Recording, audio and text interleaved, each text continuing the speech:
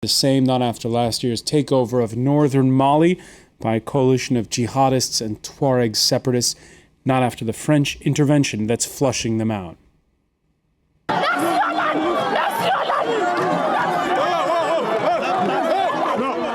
A celebration tour for the French president this past weekend in Bamako and newly liberated Timbuktu, even though French forces are still conducting bombing raids and have yet to stake a claim over all of the desert north of that country. I want to tell you here that I just experienced the most important day of my political life. Long live the friendship between Mali and France.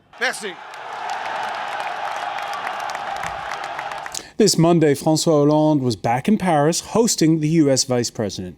Joe Biden praising the French for taking the initiative in Mali and looking beyond its border, what with the jihadist attack on a BP gas complex in southern Algeria a couple of weeks ago that coincided with Washington's plans to open a drone base in neighboring Niger. The French insist their mission is far from over. Many jihadists still out there, along with 11 foreign hostages, while daily broadsheet Le Monde predicts France is in Mali for a long time.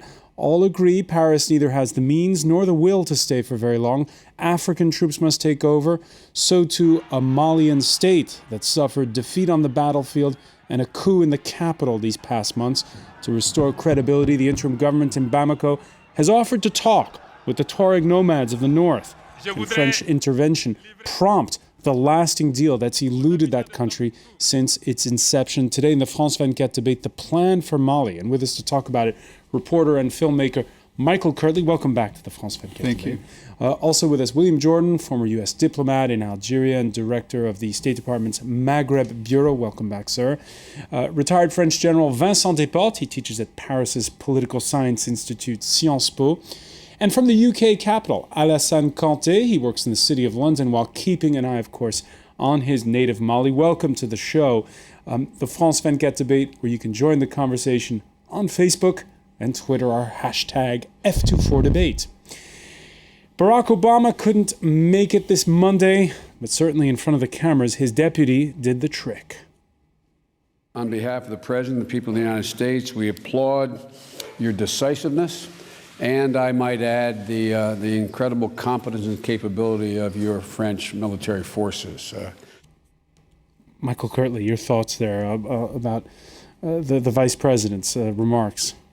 Well, I think it's very interesting that now America has to take a position in favor of France. Before, they were rather reticent in approving this. And I think that in the future, what we're going to see is more and more cooperation between the United States and France. But I don't think there's going to be a lot of financing coming their way. Not a lot of financing, but is that, Vincent Desportes, is that what's required? No, I don't think so. We have some lack of means in intelligence. For example, we absolutely need logistical support. We need air refueling and so on. And we can't do this war without the support of the U.S. military. So what was the Monday sit-down between the French president and the U.S. vice president all about? I think it was mainly to decide what could be the help and the support of the U.S. military to the French military. Since you were here 1 week ago, William Jordan, the United States and Niger announcing there would be that base for drones. What does that change? Well, as the General just said, it will give France a lot of real-time intelligence capability to supplement what it already is able to gather. It will provide some more, I think, detailed tactical information that will be critical to sort of figuring out where the jihadists might be holed up, and therefore how best France and the African forces can function. Beyond that, I mean, it can raise a lot of interesting questions about whether or not any of these drones might have weapons themselves, and whether the United States might be looking to take advantage of the situation, I hope in coordination with its allies like France, to go after somebody like Mokhtar Belmokhtar, who, let's not forget, was responsible or has taken responsibility for the deaths of 3 Americans recently in Algeria. If you were a betting man, what would you say in that score?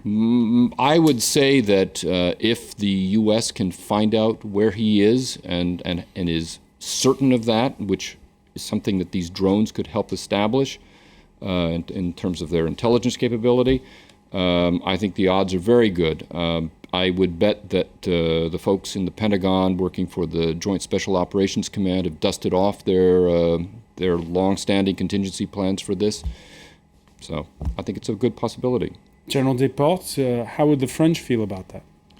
The French feels good. We know that this threat is a threat for everybody, and I think we have to fight all together to fight the terrorists. And it is exactly what President Hollande said yesterday. He said he wanted to fight terrorism till the end, and to do that, we have to coordinate our efforts with the effort of the US. So I think we agree with this position. We saw a hero's welcome for the French president. Even those who were critical of the French before intervention in Bamako seem to have mostly sided with the French. The use of drones and the such, would that change the popularity of the French, the Americans in the north?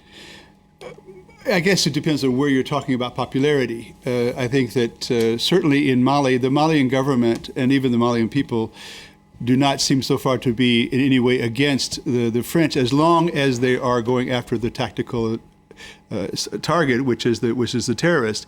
I cannot imagine that the Malians would start complaining about that. However, I think that it's very likely that you'll see more dissent within the ECOWAS community and especially within the African Union, if there's the idea that the French are seated more and more militarily in Africa, in Mali, without the use of the ECOWAS forces. Alassane Kanté, what's your prediction as far as that goes? How will things go? Thank you very much for having me. I think first that France will definitely look at securing the area of the north, because obviously at the moment I still don't think it is secure, although we had François Hollande go to Timbuktu a few days ago. So I think that that's the first on their roadmap. And the second thing will be to help establish proper institutions in Mali, because they are not existent. And that is actually the reason for, or one of the key reasons for the coup. So I think those two will be key for the French situation in Mali at the moment. Help establish proper institutions. It's a point that we'll get back to, but let's pick up on your first point, which is about what's going on the ground right now. The French have not been everywhere inside of northern Mali. They've been pounding positions in the north near the city of Tessalit. And speaking to Radio France International, a spokesperson for the Tuareg separatist movement MNLA claimed to have caught 2 senior jihadists and was bringing them to Kidal, where the French are. One is Mohamed Moussa Ag Mohamed, who ordered the implementation of Sharia law in Timbuktu and cut off some people's hands and killed others. The other is Oumeini Oud Baba Ahmed, who is part of the Majau group that kidnapped French nationals from Jemma. The 2 were arrested in Halil, and we are taking them to Kidal, where we share a command base with French forces. There we will hand them over so they can be properly identified. Handing them over, of course, back in May, there was an agreement done between the same MNLA group and the jihadists. I think that historically you'd have to put that in context of a rebellion that took place earlier before that, where the MNLA had formed a rebellion and had rejected the inclusion of Iyad al-Ghali, who became then the head of Ansar Din. At the time of the rebellion, there was an uncertainty about how these two would relate. They certainly, because the MNLA is secular. The MNLA is secular, and the Ansar Din group, which was founded by Iyad al-Ghali, who was a dissident of MNLA, was Islamist. They fought the rebellion together. Then at a certain point, they decided to get around the negotiating table in June. And when Ansar Dine claimed the idea that they wanted to create Sharia law in that area, the MNLA refused to sign an accord with them. So there was an alliance of convenience, let's say, to fight the war. I don't think you could say there was an alliance of ideology. And today the MNLA saying that they have gone back on their word, General de Portes, and that they are willing to respect the territorial integrity of Mali. We'll go more into detail about what they want later, but one of the things their spokesperson was saying was that they are speaking with the French, and they are trying to work with the French. Can the French work with what were before rebels? I think we need to be very, very cautious because of this former alliance between them and the terrorist movement. So I don't think we can fight shoulder to shoulder with them, and we have to be very, very to be very cautious about what is going to happen. We can't work with them in a total confidence, obviously. And what happens in a situation like that? Because the French are what? They're stationed at the airport in Kidal. How does it work? Do they have like negotiators that go into town? How does it work concretely?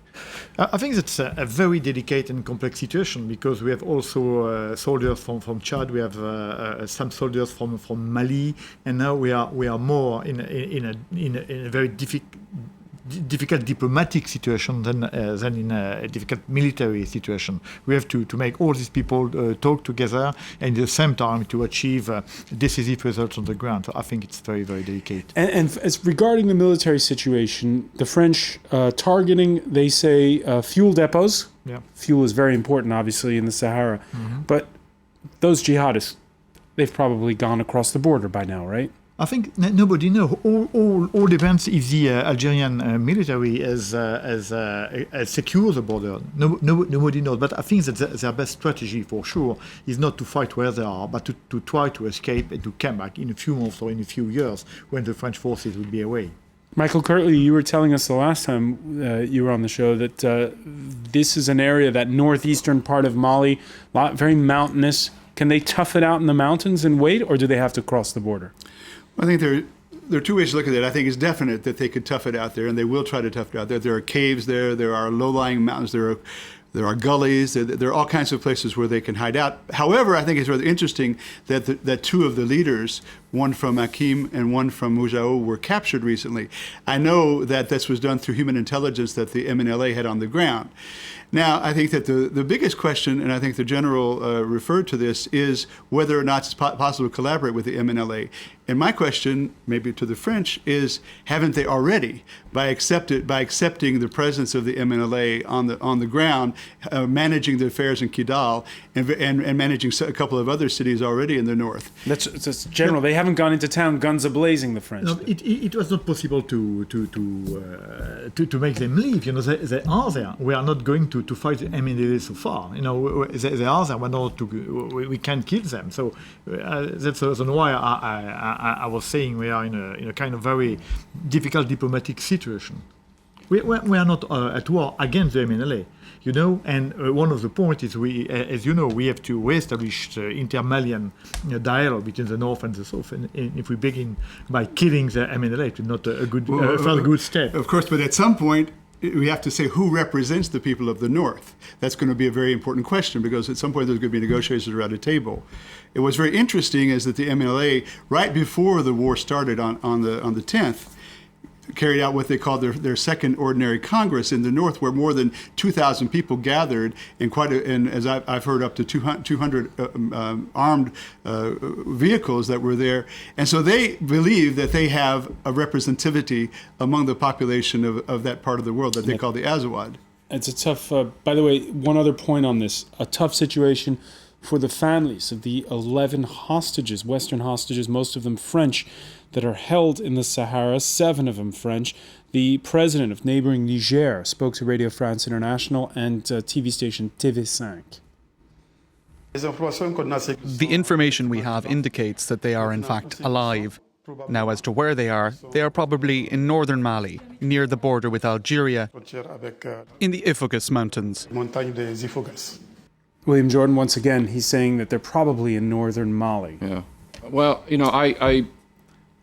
northern Mali encompasses a lot of territory. And although we've been focusing on the area sort of up around the Fogas Mountains, near Tessalit and up towards the Algerian border, I personally think that AQIM in particular is most likely to melt away and head possibly as far as into Mauritania.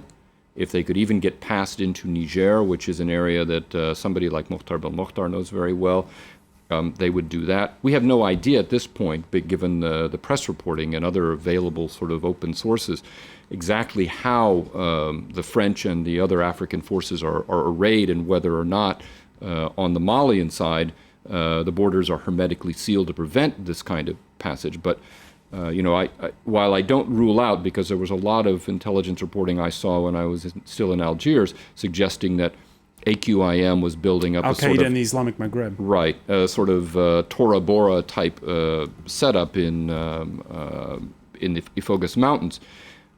It would be in many ways counter to their nature to sort of adopt sort of semi-conventional army tactics. I suspect that they will melt away, they will flee, they will take the hostages and every other asset that they can possibly take and go to ground and get as far away as they can from Malian, African, and French forces. All right, so the hostages, it seems, more valuable to them alive than dead.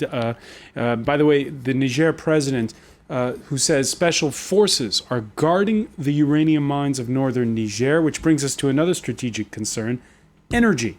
The attack on that BP Statoil gas complex in southern Algeria, last week prompting David Cameron to visit Algiers and Tripoli, and the whole issue of securing energy in the Sahara also suddenly makes the international community much more aware of the situation.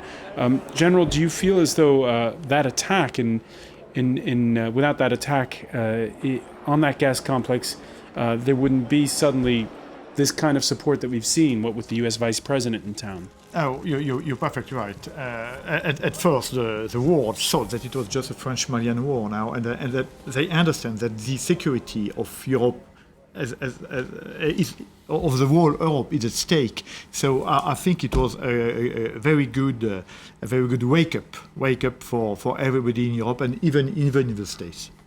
When we come back, we're going to look more closely on how Mali can piece itself back together, pick up on the point there made by Alassane Kanté about how to rebuild institutions in the climate that we've been describing. Stay with us. It's the France 24 debate.